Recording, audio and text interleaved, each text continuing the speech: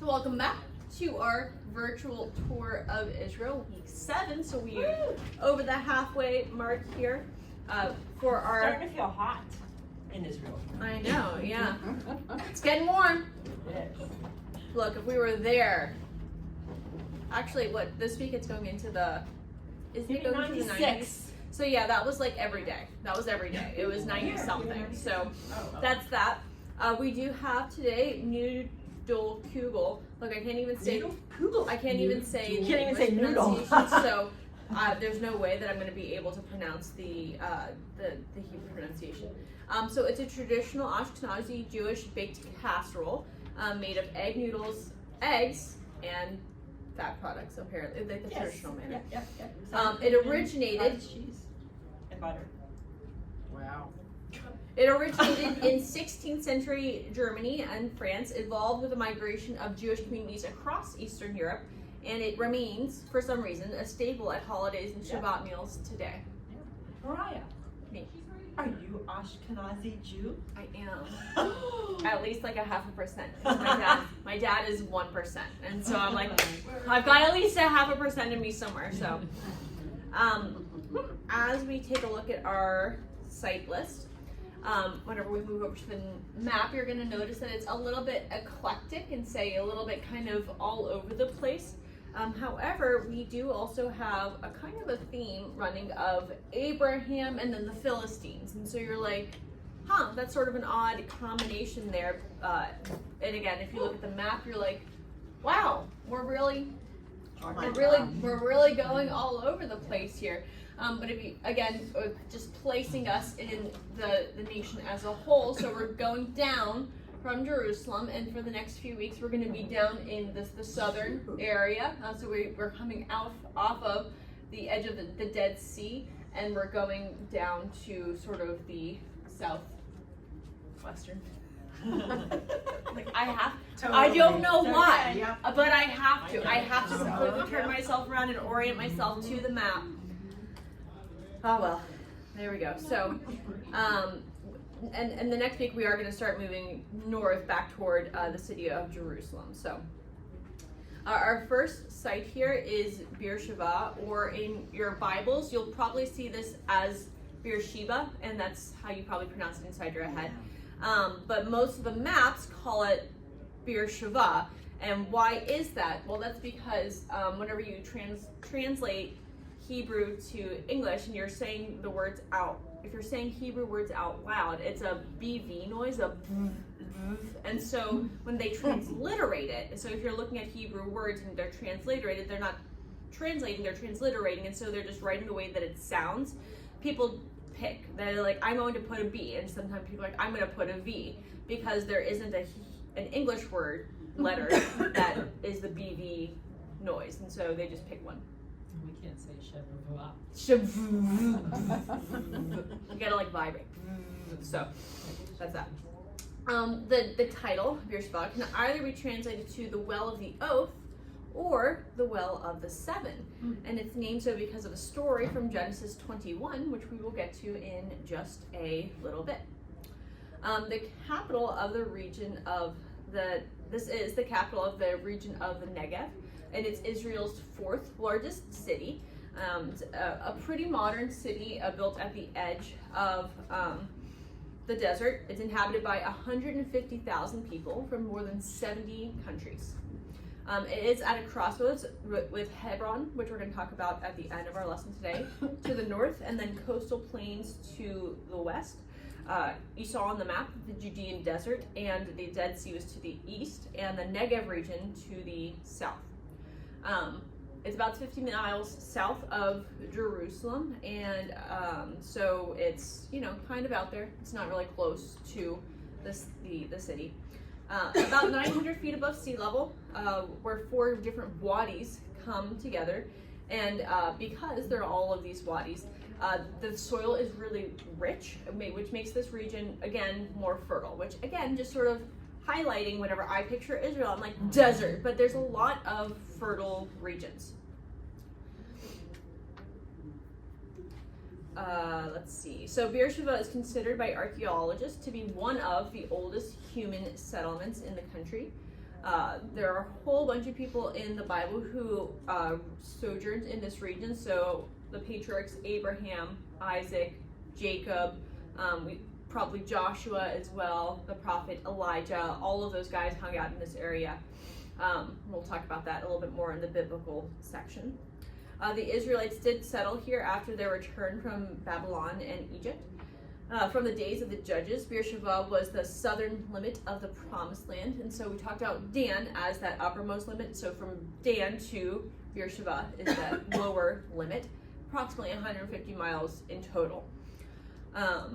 In the 1948 Independence War, so remember in history, that's whenever Israel got reinstated as a nation, but then all of the other nations were like, we don't like that. We don't like that. And so Israel, even though they were declared to be a nation, they also had to fight for it. So this area became the object of contention between the Egyptians and Israelis. Bedouins crowded the streets on Thursday, Thursday morning, at the end of the town because it's their marketing day, and so they ended up having this big fight. And obviously, who came out on top? Israel. We're like, I don't know, Israel. It's actually really interesting whenever you look through Israel's timeline and all of these battles, whether it's just with one nation or if it's with several nations, somehow the nation of Israel always seems to land on top. Even though it's just this one small little nation surrounded by all of these foes, we see the Lord's hand at work. As we think about archaeological perspectives, digs have revealed ancient walls of mud and stone and ancient caves once used for human habitation. Shown here is a 60-foot descent. I know, right? Who wants to go down there? You're going to go down into the ancient tunnel systems. I did go through some of these, and I don't know why. You're like, and when you start considering how old some of these things are, and that you're sort of like going beneath the walls, and you're like, huh. It would be sort of unfortunate for this all of a sudden was like, we've been holding this thing up for a really long time, but I'm done, So to the left, you see a shaft to the city's main water system, which looks much as it did whenever it was abandoned 2,000 years ago. This picture is actually Katie's picture. It's just a slightly better quality than the one that I took, but I have a picture of all. It's basically the exact same shot. I was like, oh, I have that shot, but this one is a better quality picture, so I can testify to the accuracy there. Also on your right, Katie found a pretty neat artist's rendering, so you can see what the water systems could have looked like at the site. It was meant to store water even during times when the city was under siege. So they think that it could have held up to 185,000 gallons of water. Wow, my word. So works out pretty well. If you're, holed up, you can just sort of sit back and be like, well, we've got water. Because remember, anywhere water is life, but in places where water is scarce, being able to have this big tank of water was an especial benefit here. We also have at this site, this is pictured, remains of a 10th century gate in a Roman fortress, homes made of mud brick and stone houses as well. Pictured, you can see the four-horned altar that was found here. It's now on exhibit in Jerusalem's Israel Museum, so more evidence of those altars. And potentially at this site they have Abraham's well, and this is a really terrible picture, but there are not better pictures online, so there you go. We will come back to talking about Abraham's well in just a second, but we're going to talk about some additional biblical significance of this location first. In Genesis 21, Hagar was sent into the wilderness. She got sent into the wilderness a lot, poor woman. But in this time, she was in the wilderness of Beersheba with her son Ishmael, and set him under the rodim bush. And it's interesting, every time I think about this story, I always picture Ishmael as like this little baby, but he wasn't. He was like a teenager by this point. He's like set under the rodim bush and then walks away. You're like, what in the world is going on? It's like weaponized incompetence right there. Anyway, so this is a rodim bush. Now, right, you always picture like this big thing that has shade, and this does not have very much shade, right? It's very small. It's just enough to keep someone alive. And it reminded me of Psalm 121, 5 and 6. The Lord is your keeper. The Lord is your shade at your right hand. The sun shall not strike you by day, nor the moon by night. And whenever I think about these verses, I again picture our big trees that have, like maybe the oaks with like the prue, and you can be like, I can set up like a camp over here, and I can walk for miles under this tree. But if you think about the rodent bush, where it's like just enough, it's just enough shade. So often that's how God works in our lives. He doesn't, say, okay, well you can, relax. And he's like, no, I'm going to give you just enough so you continue to trust me as we walk through life. So I appreciated that connection there.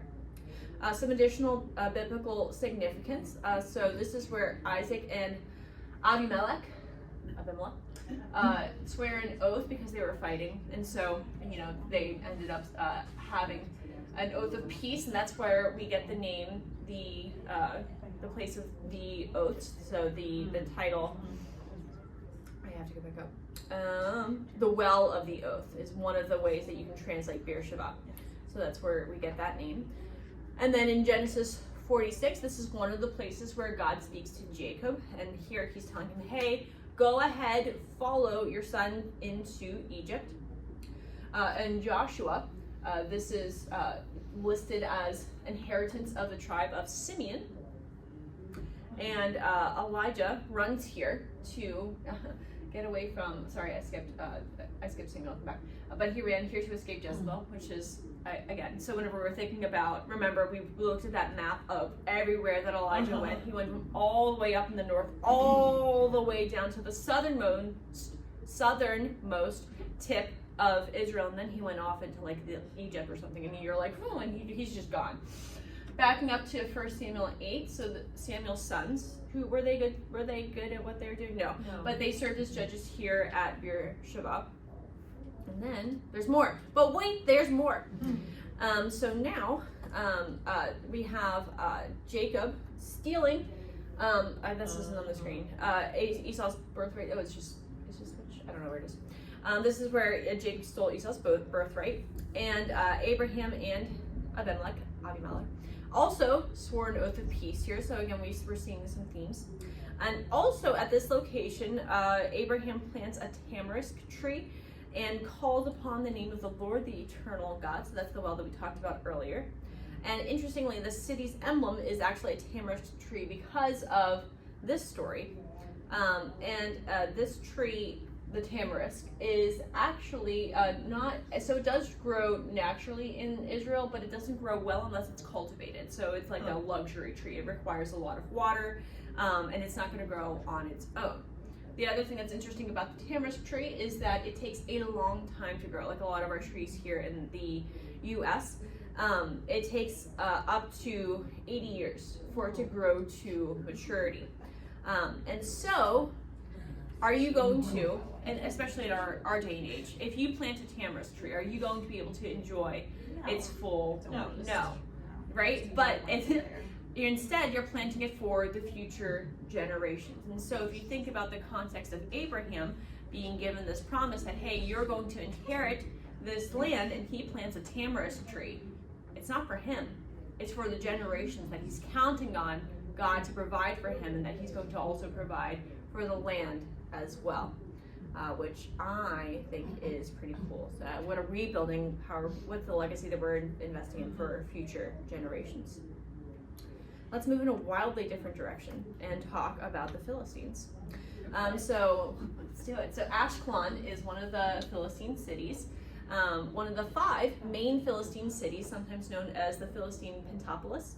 The 5 cities are Ashdod, which is just a little bit, it's right around the corner. Ashkelon, Gath, Gaza, and Ekron. As I mentioned, Ashkelon is right around the corner from Ashdod. It's 18 miles south in Israel's southern coastal plain. Some interesting facts. It has an underground river at this location. And in 1955, Israel discovered oil in a nearby suburb, and the well produces about 10% of what the country needs. So it's very oil rich here. This site is mentioned in 7 of the 382 letters from the royal archives of the pharaohs Amenhotep and Akhenaten. Sure, right? Why not? Why not? These letters are known as the Tel El Armana letters, and Ashkelon is one of the oldest known and largest Canaanite cities, built around 2000 BC. And these letters, the Tel El Armana letters, or the tablets, are another piece of archaeological evidence that help us to sort of locate biblical sites and say, okay, well, it's not just the Bible that tells us about these sites. There are these other supporting details as well. We'll be happy to send those out for you whenever we send out the email. So be on the lookout for that. But again, anytime you're like, oh, I don't know, the Bible, is it really trustworthy? Archaeology does so much heavy lifting to help us root the Bible in truth, because it's just like, hey, if they were making it up, like, they did a really nice job of making sure that there was a ton of archaeology that backed it up. Back to Ashkelon. So it's the only Philistine city that we're aware of that has a harbor, which is interesting because, again, they were a seafaring people, and so again, it's not that this is the only Philistine city that they had, but it's the only one that we know of today with a harbor. It was a center of the worship of Dagon, one of their big deities there. And interestingly, Herod the Great was actually built here, and he rebuilt the city after it was destroyed. And eventually became a Christian city under the Byzantines. However, as the story goes, Muslims destroyed the city in 1270, and it remained abandoned until Israel became a nation again in 1948. Then it was used as a base for the Egyptian army, but it was conquered shortly thereafter by Israeli forces in Operation 10 Plagues, which is a great name for an operation, right? So November 5th, Operation 10 Plagues. I'm like, oh, I'm going to put that in my back pocket and pull it out somewhere. Today, the city is a National Parks Authority site and a resort town, population of 56,000. At this site, there's a whole bunch of different archaeological remains. There's a basilica on site, portions of a temple to Dagon, city walls and gates, and that's pictured here on the screen.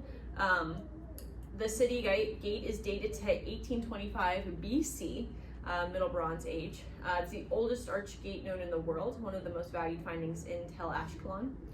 And today you can pass through the ancient gate into the city. I did not go through this site, but it's built mostly of sun-dried mud bricks with some limestone, and we can send an additional link about that as well.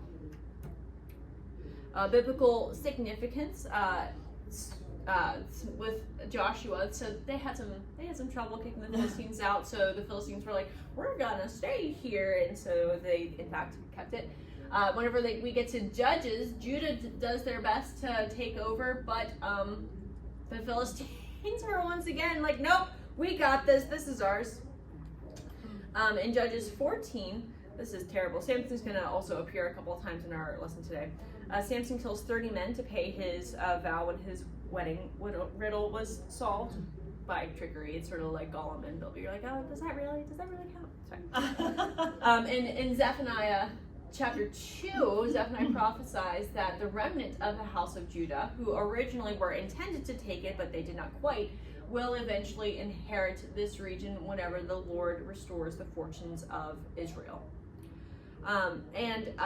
As we're thinking about some applications here, there is not something like super significant about the site itself. However, I mentioned Ashdod right around the corner, though that site doesn't really have any archaeology or anything like that. 1 Samuel 5 tells that great story of how after the Philistines captured the Ark of the Covenant, they placed it in the temple to Dagon in Ashdod. And you remember the story the next morning, what happened to the idol. He had fallen down on his face, and then they were like, that's so weird, and they just popped him back up. And then the next day, not only had he fallen over, but his hands and his head were popped off.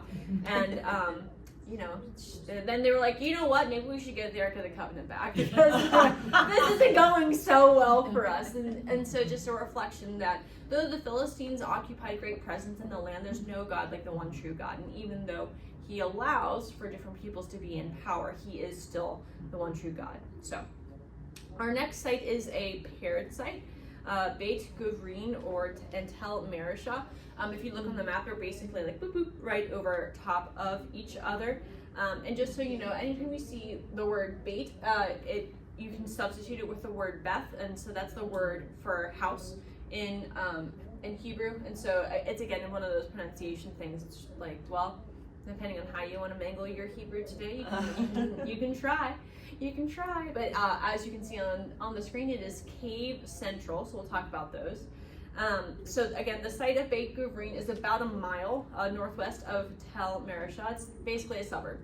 It's contained within the same park, so we combine them. There are no wells or springs in the city. However, they do have a complicated aqueduct system. So they have 2 different aqueducts that take water into the city. And there's a network of over 1,000 natural caves in the area. There's some chalk mining in the area. Eocene chalk, very easy to work with, but whenever it's exposed to open air, a hard crust is formed, which forms a solid roof. So it's really interesting. A lot of the things that you see are formed out of that chalk. It's essentially an underground metropolis. So there's city networks all throughout, and it's all below ground. One of the 5 major valleys running east-west through the foothills between the coastal plain and the hill country of Judah. And we're continuing with our Philistine theme. The city of Beit Guvrin represents the eastern edge of Philistine domination.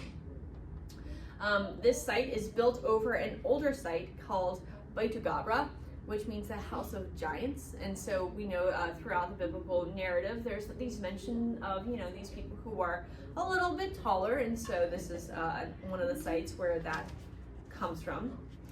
After the exile, and so we're thinking Babylonian exile, Tel Marisha, so before it was a Tel, whenever it was just the Marisha, became part of the Edomia Empire and was their capital. And so if you're thinking about the Edomians, am I saying that right? Who knows? They were descendants of Esau, and so you think the Edomites, so that's that whole family line. Yeah. The word, and you start here and then it goes down, that thing. Around 129 BC, Hyrcanus of the Hasmonean dynasty conquered the region and forced the inhabitants to convert to Judaism. The most famous Idumean is our friend Herod the Great, and so he is sort of sent, his family line comes from this region. The Ptolemies established a colony of Sidonians in the city in the 3rd century, and then the city became a center of slave trade in Egypt. In the Hellenistic period, so I think right before Jesus' day and sort of into that time, southern Judah was an Edomite settlement. And in the 4th century BC, Sidonians and Greeks came to Marisha, bringing their Hellenistic culture with them. It's first mentioned by Josephus as a city destroyed by Vespasian in 68 AD, which is interesting. Again, sort of tracking through all these different historians. It's a relatively young city dating from the Roman period, and its location was, again, important because it was a crossroads town in the Low Country in the valley that I mentioned. So it's that low thing. Whenever you're traveling, you don't want to have to hike up through all of these mountains. You want to be able to take the easy valley route, and so it became a significant city. It became a principal city in the Shephelah during the Temple period. And you're like, what's the Shephelah, Mariah? I'd be happy to tell you. It's a transition zone between the Judean highlands in the east and the coastal plain in the west. It has all of these gentle rolling hills, and it's a fertile region that includes important biblical cities and towns like Lachish, Beth Shemesh, I can't say that one, and Gazer. I'm like, I can't even. Katie, where are you, Katie? I think that's She's on right. vacation. Shemesh is right. She's on, correct. Yes. There's one I didn't say because I can't do it. Within the region, there are also important biblical places like the Valley of Elah, which we will talk about in just a second.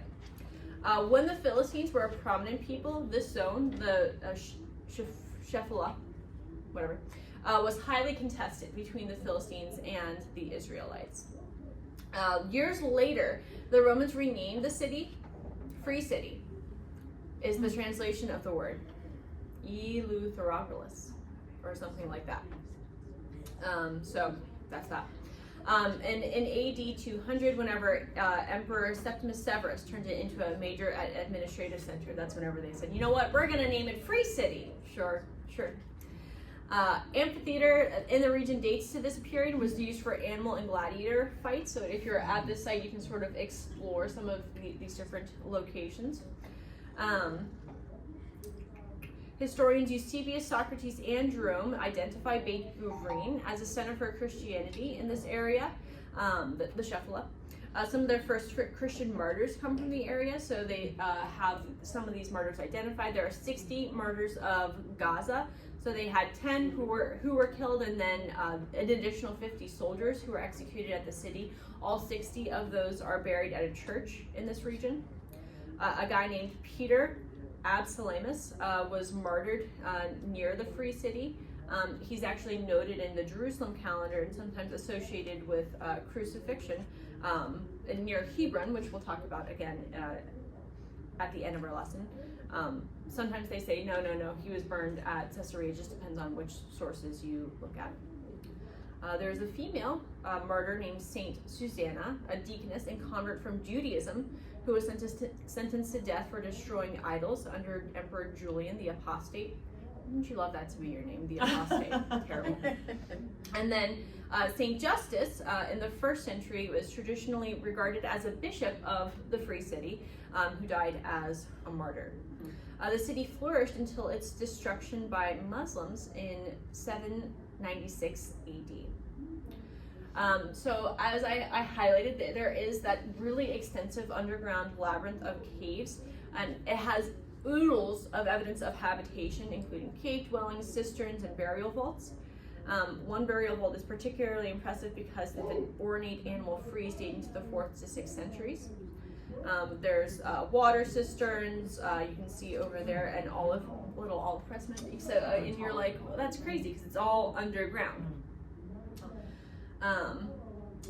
There were 85 underground installations known as bell caves with 50,000 niches carved into their walls, and it's called a columbarium. And depending on what you type into Google, it may say that this is something that's used for like funeral stuff, that they would put bones inside or whatever. However, what they told us while we were there, and some, again, depending on what Google search you look at, it's used for pigeons. So they said, hey, if you put pigeons in, they could hit pigeons and use them to ship stuff all over the place. They would eat them, and they would use their dung as fertilizer. So, I mean, I guess, sure. This columbarium dates to about 200 BC and was shaped like a double cross, nearly 100 feet long. And so, sorry, you don't have it pictured yet because, there we go, this columbarium. We did get to explore this area, and I kept looking at all of those niches in the wall, and I was like, it would be so great to climb that. They're perfect handholds. And so I looked at my professor, I was like, Professor Rhodes, can I climb? And he looked at me, he was like, sure. And I was like, perfect. And so there I go. And then all of my classmates were like, wow, Mariah, you're so cool. And that was the only time I felt cool in my entire adult life. So I finally got permission to climb something. That was the only thing I got to climb. So some biblical connections here. So it's one of the tribes given to the clan of Caleb. Within the region of Judah. In 2 Chronicles 11, we're told that Rehoboam fortifies the city, and this will become a significant connection, so hold on to that. In 2 Chronicles 14, Asa, king of Judah, defeats the Ethiopians / Cushites in this area. In 2 Chronicles, we have the prophet Eleazar from what region? Marishah, which remember is the same place. Announces God's displeasure with King Jehoshaphat. That's another great name. We should bring back that. Of Judah for his alliance with King Ahaziah of Israel. And in Micah 1:15, he sees a prophetic vision of judgment here at Mariah. And of course, now it is a tell. And so it is no longer something that is established. It is a ruin. So that prophecy was indeed fulfilled. And in 2 Kings 18, we don't have this particular site mentioned. However, we do know that Sennacherib conquered all of Judah's fortified cities. And if we look back at 2 Chronicles 11, we're told that Rehoboam fortified this city. So it was one of the fortified cities. Look at that logic that we're using to connect all of these pieces together.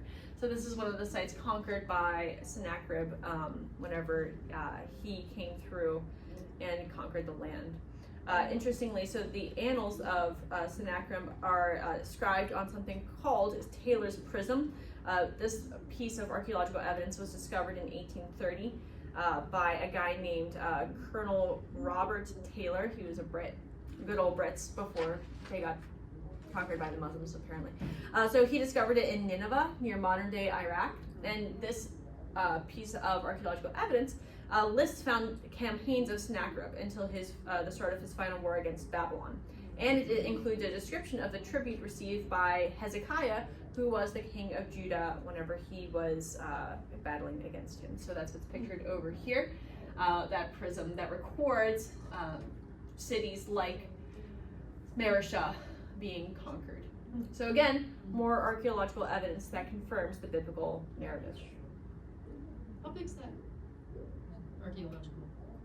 I'm sorry. Oh my gosh, It's hard to tell perspective. Because sometimes you think they're big. Here, let's look. Caroline said sometimes they're really tiny. Taylor's Prism. Because you do. Sometimes you like, but then you get to the museum and you look at.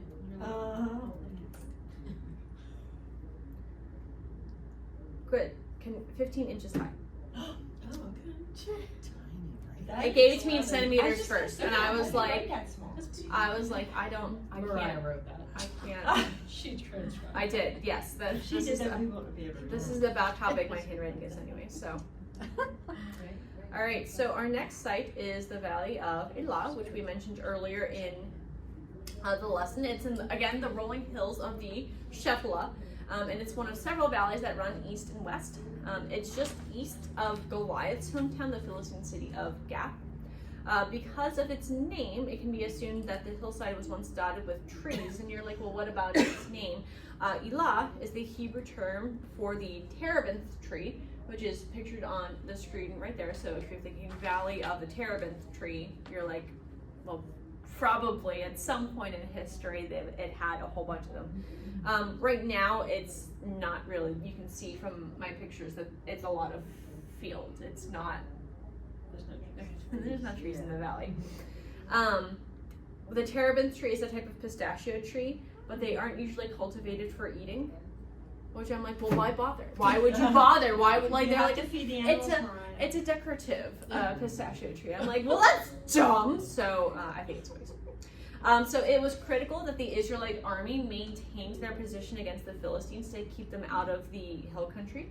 And so if you guarded them against the valley region, then you essentially protected the nation from them sweeping in.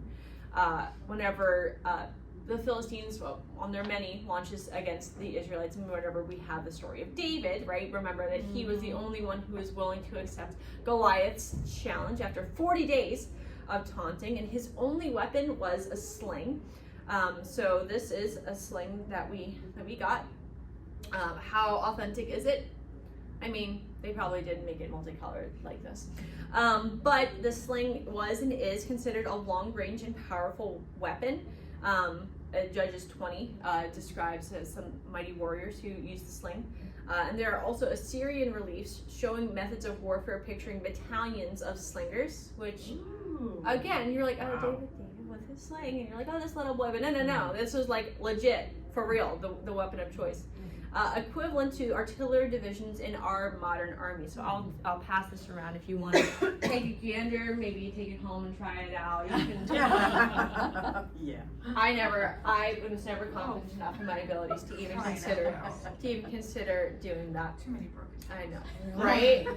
Broken bones, broken windows. I'd knock myself out.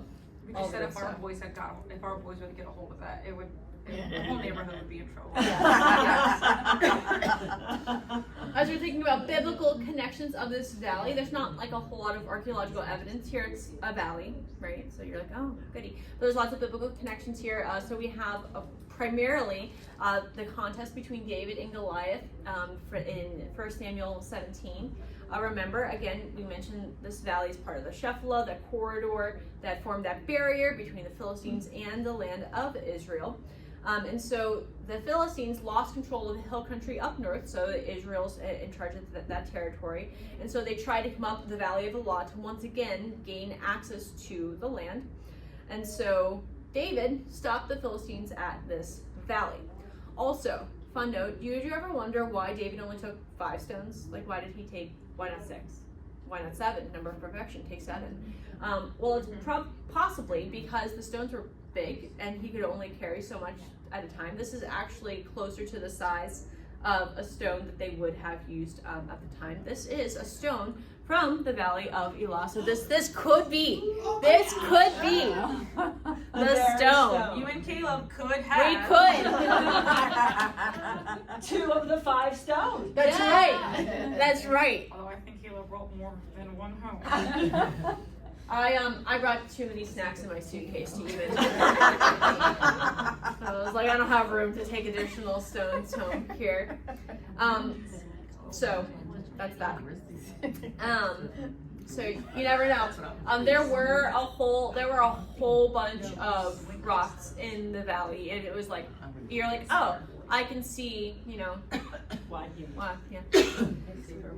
And then in 2 Chronicles, just additional connections here, the Philistines do successfully invade the Elah Valley and capture Succoth, which is right here. So you can see, again, that this is, if they're trying to get into the land of Israel with Bethlehem off to the left there, Succoth would have been a city right on the border there. So they didn't get through with David, but they did later. Just thinking about some brief applications. This story, the story of David and Goliath, is probably one of the most abused ones, where people are just like, just go out there and face your giants, and they just sort of go straight from there's a story in the Bible to application to your life. And they don't think about the original context or the message or what they were trying to communicate. However, it is true that the Bible isn't meant to just relate historical facts and for us to just be like, okay, yes, this is what happened. We do want to move from what was the original context, what was the original message, to what does God want us to learn from this story. It's intended to be a teaching tool, an opportunity for us to draw closer to God. So I don't know, go ahead, face the giants, y'all. Do it! Face the giants! Before we get to this location in earnest, I did just want to highlight that this region, this city, Hebron, is in the West Bank. And the West Bank is a part of the occupied territory. It was one of the tough places to visit. Every time we went to visit somewhere in the West Bank, visit in the West Bank, we had to go through all of the security stuff. We had to be very, very careful about what we said. The professors took us aside and were like, look, you dumb college students, don't be stupid because you don't want to get shot. And even though all of the touring sites that you visit today will claim that it's safe to visit, the State Department of the United States maintains a reconsider travel level 3 warning for the West Bank area, and admit themselves that there's increased tension in the occupied territories besides the West Bank and Gaza as well. Obviously, we just had this big blow up with Gaza in the north as well, the Golan Heights. Because control of most of the West Bank has been given up to the Palestinian authorities, sites advise that visitors should, quote, remain vigilant at all times. Goody gumdrops, right? Like, let's go to Israel and go to the West Bank. So I'm glad we visited when we did, but I'm not sure that I would chance venturing into the region today. Now, as we think about the geography of the site, it sits higher than any other biblical city in Israel. It's 3,000 feet above sea level. Springs and fertile ground surround it. And it's divided into 2 zones today. The greater area is governed by the Palestinian Authority, as I mentioned, and then there's a town center that's occupied by Jewish settlers. The surrounding countryside is renowned for their fine grapes, which is pretty cool. And this is from the notes that they gave us. A whole day's walk from Jerusalem in biblical times, but it's 25 miles south of the city. And I was like, I don't know, that seems like a lot, because so we like to do vacations and we like to do hikes, and we used to like to do backpacks. And when we were in California and we did a backpack, the first day we were supposed to only do 6 to 7 miles, and then Mom and Pastor Jeff are talking to the ranger and they're showing where we need to go on the map, and they're like, so this 13.6 mile, and they were like, I'm sorry, what? What? Oh my word. So this is me at mile 13.1, and I was pretty unhappy at that point. I've never seen my brother Ben so angry. I was gonna say, not as unhappy as Ben. He was ready to kill a ranger. Yeah. He was like, if I see a ranger, I'm gonna take my stick and I'm gonna shot. And I was like, okay, Ben, all right, calm down. So that was my that was like a half marathon walk, and a full marathon walk is it's a long walk. So I'm like a full day's travel. I feel like that's at least, but whatever. So back to the site itself. It was King David's capital before he captured Jerusalem. It's known today as the cave or the tomb of the patriarchs, and there's a 2,000-year-old building that encloses the traditional burial site of Israel's patriarchs and matriarchs: Abraham, Sarah, Isaac, Rebecca, Jacob, and Leah. Remember, not Rachel, because she actually died along the way while they were traveling, and he buried her at a separate spot. All of the rest of the patriarchs were buried at that place that Abraham purchased, which is pretty cool. This is considered the second holiest site to Jews, the first being the Temple Mount in Jerusalem. It's built according to the same design as the Jerusalem Temple. Machpelah is the only complete Herodian structure in Israel. It was turned into a church in the Byzantine period, and later, of course, because the Muslims have to ruin everything, I'm sorry, it was turned into a mosque. And then the Crusaders swept in, and they were like, no, it's ours, and they turned it back into a church. And then later, the Mamelukes came in and turned it back into a mosque. And so today, it's shared, quote unquote, by a synagogue and the Muslims, and shared being a very loose term because tension is high, and so is security. We will send you a link and a video that you can watch if you so desire, but we do not have time to watch the video. So, except for Jerusalem, there's, like we said, there's no other ancient city that's more important to the land than Hebron. Which again, I don't usually think about it as a significant site. Like, there's a whole bunch of other things that I think of before I think about this site, but it was significant for the land. Today, it's famous for glass making, and it's an Arab city that's primarily inhabited by around 200,000 Palestinian Arabs. And like we said, there's a small community of about 500 to 800 Jewish settlers. So I highlighted the larger portion, much larger portion, is controlled by the Palestinians. Excavations uncovered findings dating from the early Bronze Age, over 4,000 years ago, to the periods of the kings of Israel. What they found was a 9-foot thick city wall and fortified tower. And they found 2 stone walled rooms that date back to the periods of Abraham, Isaac, and Jacob. So you never know, maybe they went inside. You can get touched. Abraham touched this rock. Who knows?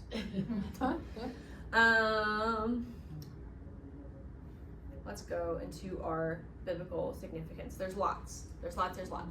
So after Abraham and Lot separate, so Abraham's like, hey, what do you want? And Lot's like, I'll take this. So Abraham splits off and settles in the region of Hebron.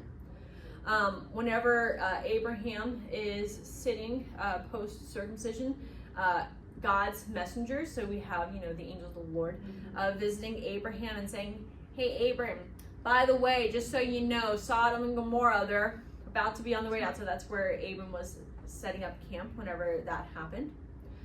As we mentioned, so Abraham bought the cave of Machpelah as a tomb for himself and his family. And so again, an act of faith by Abraham.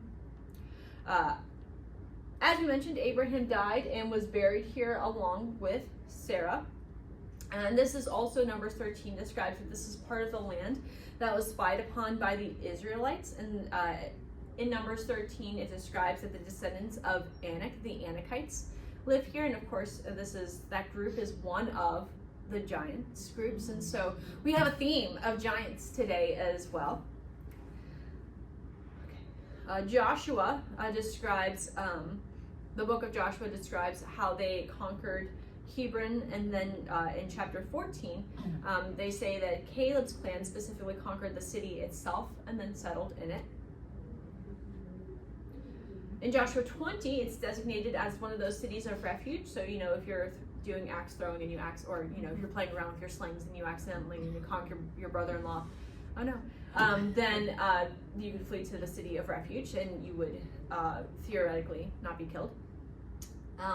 In Judges 16, we have this interesting story where Samson has sex with a prostitute, and then the people of Gaza, while he's secluded away, are like, let's go get him! But Samson gets up in the middle of the night and he's like, you know what? I'm going to just walk off with the city gates. And he just takes the city gates and walks to Hebron. So,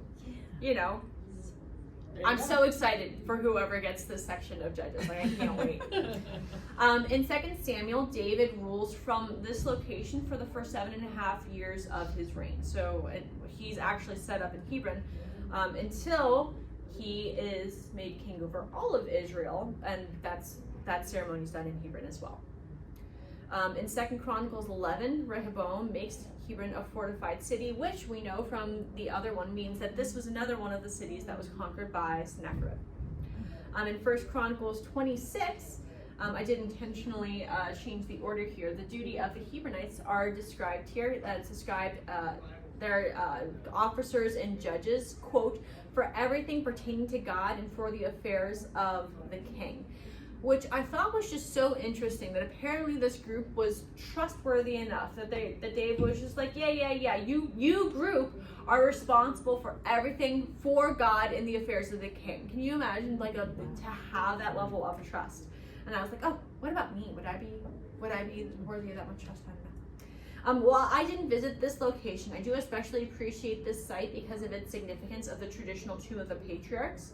And so today, our sites began and have now ended by thinking about that sort of generational impact. Abraham, the first patriarch of the Jewish people, was always looking forward to those future generations. We have the tamarisk tree, we have the well, and we have the purchasing of the tombs. All of these actions weren't done out of this wishful thinking of, oh, well, I hope that someday the Lord will fulfill his promises. No, he had that confident expectation that the Lord would fulfill his promises. And so he walked out obedience in light of that faith. Are we doing the same? So we'll close out for today. Quick word of prayer. Lord, thank you so much that you are the God who is faithful. What you say, you will do. And Lord, you love us. Thank you that you are the God who walks beside us and gives us just enough shade as we follow you in faith. May we live in faith, following your promises. Lord, we love you. It's in your name. Amen. Go in peace.